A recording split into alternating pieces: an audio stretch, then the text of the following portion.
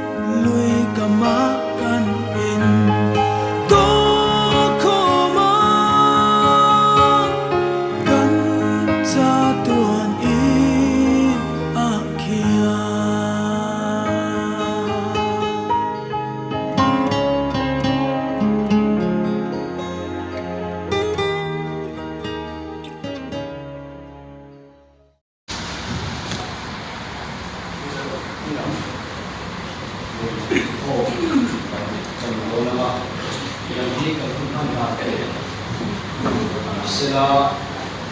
siya tu siya ma pagkain ma susuan sukuran kami sesuatu anda sila sukuran sukuran kama susuan kamulah pusat sesuatu kamulah pusat itu sesuatu yang supek ada pengkajian upaya semua dia upah semua tujuan các hàng nông sản thì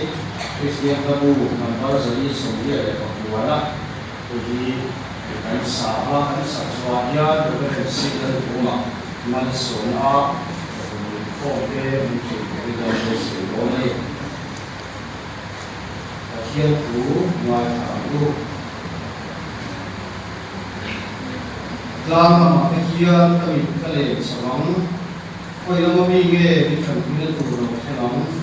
vì chuyện của tụi số lần qua lấy lại quan siêu của thế này thế nào anh ấy xua những cái số tụi son là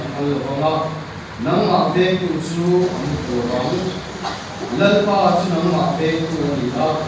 lần qua số gì nó mặc về tụi chị anh ấy lần qua số đi xua cái tụi số về sẽ nó cũng thua cái chỗ phải của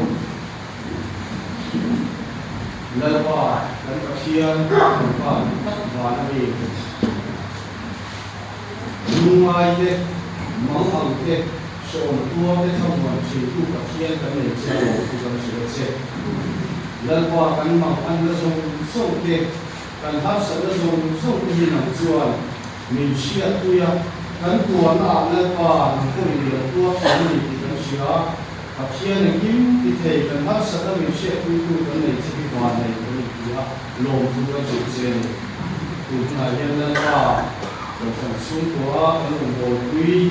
cái là đồng hồ xoay để có thể là thành công để lấy số số cả ama hà đông ama hùng khô mang in của thành phố tết cái thứ hai là cái hùng khô này lần qua anh tu soi em kiếm mấy là kinh nghiệm của này kia lúc xuống cái đèn dấu đặt là không bị cản trở dù vào những nắng máu ông không muốn nè để có thể là áp lực ông người đâu thì không muốn là ốm đặt khắp lúc xuống người ta hiện đi sake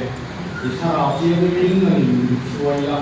lần qua hết thì nó cần trọng thiết cần tiền là phải những người mua người để xe để đi xuống cái sao những sự cần tiền là xe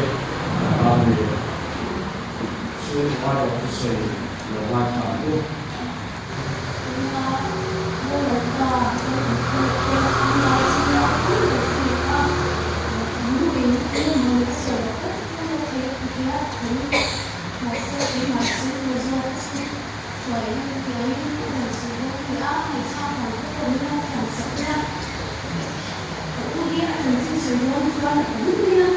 việc thì phải giống cái anh chị nó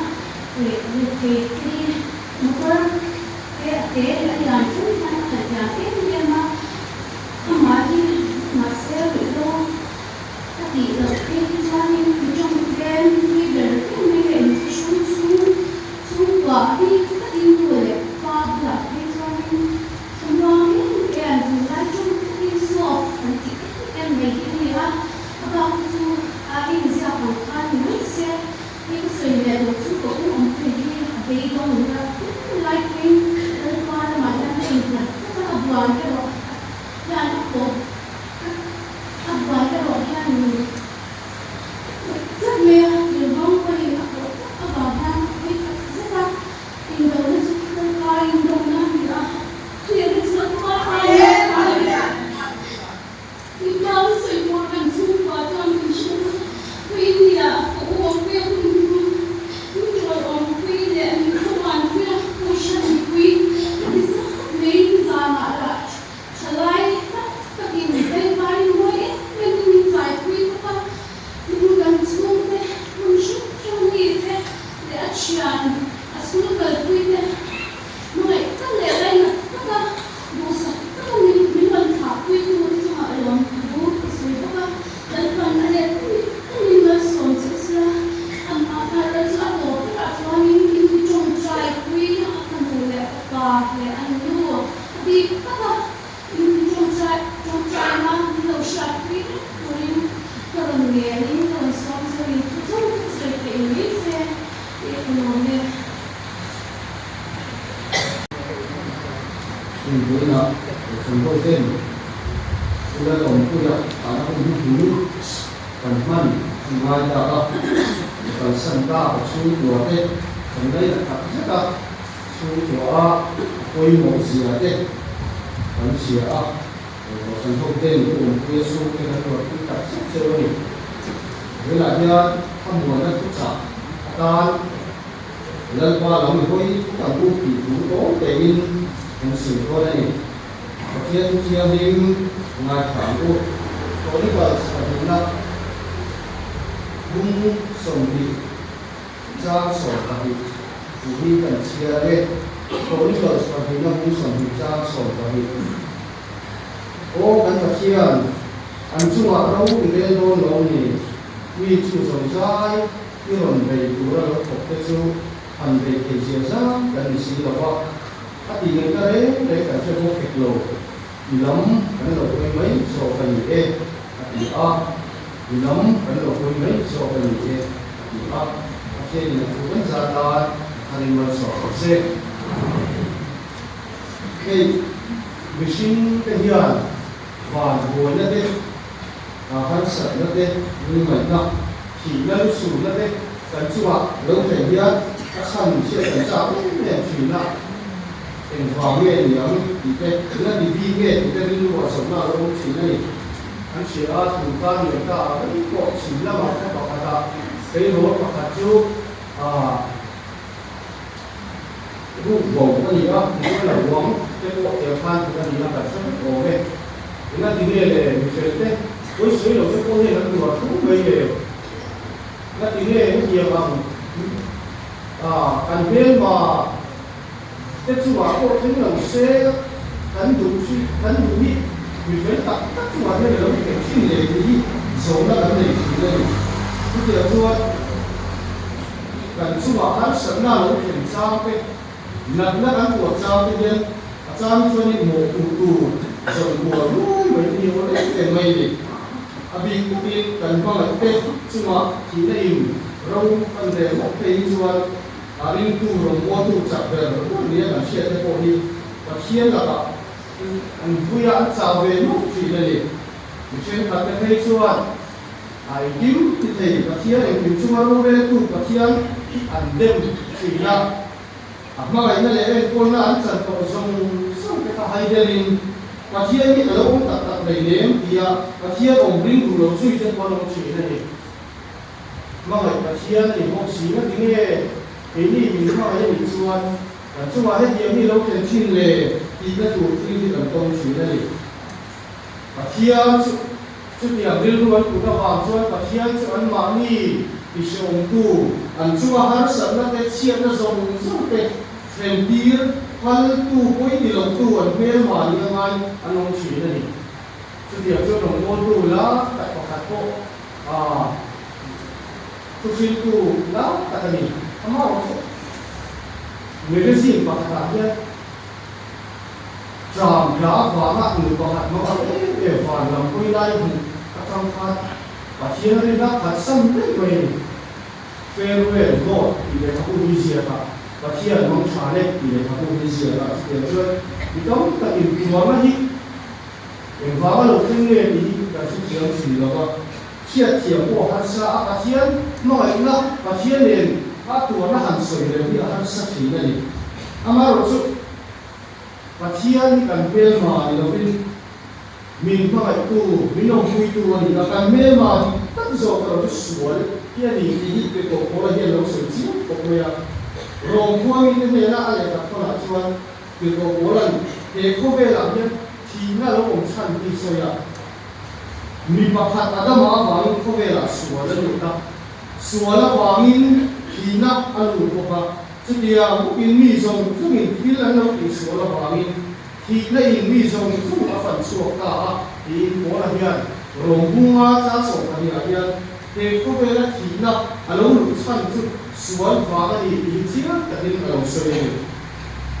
chú số là thiên thì nó còn chuan để có về làm như là cái cần chuan thì nó và thiên thì tí ra cái ông đàn của nó ăn ăn tuổi cái ông thì có cái gì và thiên của sân của nó thì nó cái bộ cần to thì nó số là vào chuan và thiên cần phải thì có nó để cần đặt xa cần thì là hiếm cái bộ số là vào như là cái gì đó và thiên cần hồi sân là nâng cái sự nó thì số là vào là cái gì đó để có về là nhớ chú số là thì nó chú riêng tu tiền ní tìm cần đâu phải không thầy tô tìm trồng trà như này cần đâu không ama rồi chú gần mình xin chẳng anh chuan đầu này là sao cái trông cho các bạn cần sao cái hiểu để chỉ để hiểu thì mà ba cái nặng mà ba cái chiếu tua mà ba cái cần đâu này chú vàng riêng tu chặt ber cái tuổi anh mà đi machine na anh để thấy lộc thì ngày đó đấy cần siết lộc cần xua lộc thêm gì xua vào nó tua nó thế lung mày nó thế dùng lúc xua nó thế tua xua nó còn trong thủy cũng nên bật lên nó cần lên nó đó mà cái nhìn mà thì cũng và thiên nó đây là mà nhìn mà tất cái này và thiên nó bên về ngay là cái đó nó làm cái gì har sẵn là muna lung mày nó muna như là lâu làm gì đấy lung mày nó muna kia và thiên là bên gì thế và thiên là bên về ngay là cái anh thao thì khóc mày lần sau sắp tới đây anh bị đuổi tên anh mà đi thì mà anh mà đi thì tháp ba tu anh nên mà thế là cái đó thiên lu tăng tập anh bắt sát tập đó rồi mà anh riêng tu thế cô hiền anh nên mà về cái sầu luôn là cái mẹ luôn là cái mẹ mà muốn về thì na trong cổ hiền và khi anh tin thì thế này anh phải hỗ trợ quý là cảnh sát suộc thế sang giết tuổi các mình khi ngày tết chúng ta làm na ít chẳng đi ra cái sai gì buồn chú mình bị sao lim lên in cái tai làm xe ta anh đi ăn và khi anh không phải đi ra ama là bên các tuổi chú anh lúc xưa nó mình tùy bộ và khi anh ama anh lồng nó mình tùy là phát sạch là chỉ đây anh cả thiên này tùy là cái gì cả thiên được không chú hoàng với nó chú có ba việc cần thảo luận mê lại là cần lúc xưa nó thế cần bền vững nó thế cần mà anh cần biết luôn là nó sống cái vì vậy mà thì mình cần soi chiếu một cái đó ama rồi chú thì lúc xưa nó ra là thiên và thiên lắm thiên tất cả luôn và thiên lắm của tôi tất cả luôn và thiên thì mình còn tạm vui à gần tận ra thế gần phát sinh ra gần mà ăn nó sống sống thì mình đã còn tạm vui à cái hình chuan và thiên nó quỳ dễ huống thì tu gần và thiên thì ta dễ gần cũng nó phong đồ này chú gần thiên để là ta anh nhìn sao anh nhìn thiên thì mình phải sửa cái sao ta mà sống xe su cái ta là trồng trái là không tuổi bà lên mà sổ bà kia tuổi bà sổ cũng tiền bà mình cần phải orang tua ber itu kan hotel apa nama apa dan joy mo ni joy ni tak hanya lain dan dua mana dia nama lupa dia thì nó vào cái này đó cũng là một thành phố lâu mà anh ta tiền thì lâu này ông ta không chơi về được không nhưng mà sau đó lâu mà thì lâu này ông ta cái tiền thì được chưa vậy thì lâu lâu không nó có gì thế nào tiền này mình quay lại mình nói cái thằng tiền lâu mà anh ta tiền anh dùng bộ quỳ đúng tập dalam Tuhan. Hei kubela aku di negong Tuhan lepas kemudian kalau dua tu mangka mulayan arwang lai utan hotel hain kangkin dia lepas kemudian hei arwang lai kangkin mulayan yom puina itam warna dan pemo ini lalu kan kecian terlalu dam ini kan kecian lalu nagina yom kui ko nagin yom kui jalan kiko kan nurigai lalu kan kecian alai taksa dan tabe kemahian akal sangka anu kui apa tu le apa awak nak biar kui le anu ni kui lulu siapa le nak takin nak buang gai kui le ni kan kia wajah yang apa kan kian iban semua dom tak cuman ni lah orang tengkir dia le apa kan kia ni takin anu biar tengko laksa pro le apa mana bangin Elain pun orang tengke orang tu papak kami hui orang tengke ini lah. Hei lama kalau panggung tu orang tak sah kalau lah. Nangin pui lah. Lalpa iwan kamu orang dom tak tuan yang kuih berapa. Lalpa kan kajian. Hei mungkin kan kan dia kajian. Ulang orang kuih cina kuih kau kan tahu kita harus cari manusia dan dia berada pada dunia. Lalpa ulang orang kuih tak dia mengian dunia. Lain orang kau kobdong nak kuih. Ekcing dia macam lalpa tak dia pada dunia. Kau ini fikir. Wajah mereka lemah menjadi terkira. Jadi kalau hunfa hunlo, ikut ayah hunkan macam si lalpa. Nama hai nafana kan hasil nangin mau disong kante lalpa itu disuruh kita mungkin nak dile amen. Kami sahabat dia terpulang Kristian itu jadi setiap orang akan sama di faham logi melahirkan sama kan saksuah ada silang pulang malsoma selama kenal oh so dia bisa bersatu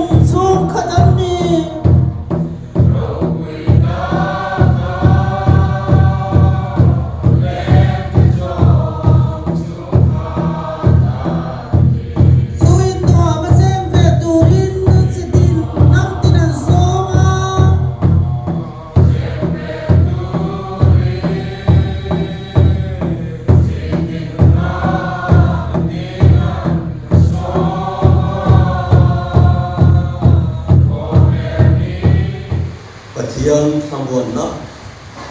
lu hé cái là cái xe lộc thà cứ xuân xuống cái thìn lung lệ này của nó Kristai Yeshua chuan về thì sẽ là ba lệ charang thiêng liêng cái thiêng liêng thì thấy nhá ổn quy nó tham nguồn nó lệ anh đi sang ra đúng đặt chút luôn ổn quy đó thay đổi cũng có cái này là hiện chợt nguồn nên lúc đó cũng sẽ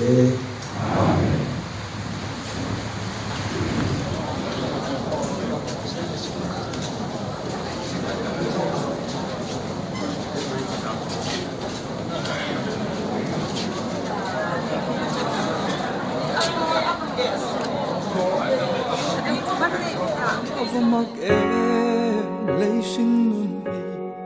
chung kim tê lên lại mơ đâm dỗ lâu ông lái sàn và ngà là phong tai ria ít chẳng mây hi ít say lên cần tiếng ném lên phong chẳng mây cần phật lâu che cần zuam lu lâu tâm lại sinh mừng zua tel lova cần hoang tu run lum nu thai say trôi lên tê cần vậy khua say đo cần phật thấy kan om na le in hi thiat ma sela wana in ko ta sak lo ta tua na om tu pathian he na ta in het tu kan nei ti kan thati a in wana kan in o ka si a tun huwa chuan mi ti lalpa a ti ta tu ne tho lang an thorin na ta chu an tol san to ang an khil ti ta chuan aron hui ve don ti ya ta na wi na ti an dil sam le to lo wanga an ti ha le to hek lo wang ni in em hek lo wanga num reng poi na ti som hek lo wang beram no la thu pha lai om chuan reng tu ani anga nun na tui khura te a hruai ang pathian in an mi ta mi tui zong zong a hru pai to ang tuna hian kan lalpa Yeshua Krista oi na te pathian kan pa wanami mangai na le tharau thiam ni om puina ten chin na le kai hruai na dum tak chu pum puya na kal san ta ka thung te he na le in za he na tuna le ta tuanin lo om ro te amen lei hi cha tuan ramatling lo